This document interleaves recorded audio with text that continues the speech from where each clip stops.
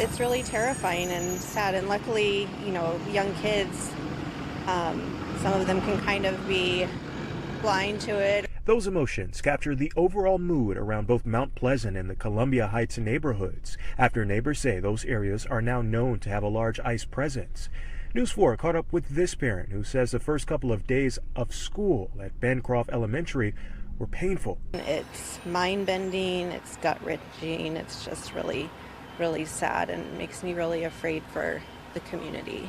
I mean, I feel very, very privileged because I don't feel like my son would be targeted simply because of the color of his skin and where he lives. The uptick in federal and immigration agents come at a time when more than 2,000 National Guard troops from 7 states and D.C. are set up around the district, with more on the way. Today, Georgia's Governor Brian Kemp announcing that he's deploying more than 300 National Guard troops to the district, days before President Trump's crime emergency is set to expire next week. News 4 reached out to D.C.'s National Guard after the agency announced an extension of their occupation.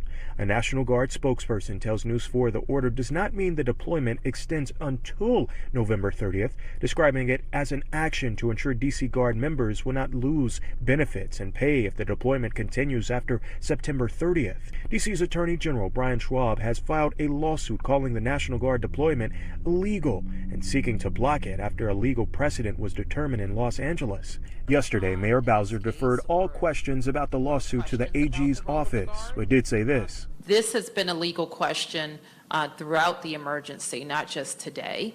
And I will just reiterate that my focus and the focus of our Emergency Operations Center is on planning for the exit out of the emergency next week and post-emergency operations in the district. Those in Mount Pleasant say they are ready to see a reduction in both federal and immigration presence throughout the community. It's really unfortunate what's happened in this community. It's something that the rest of the country should be paying attention to because they're talking about spreading this to other major cities.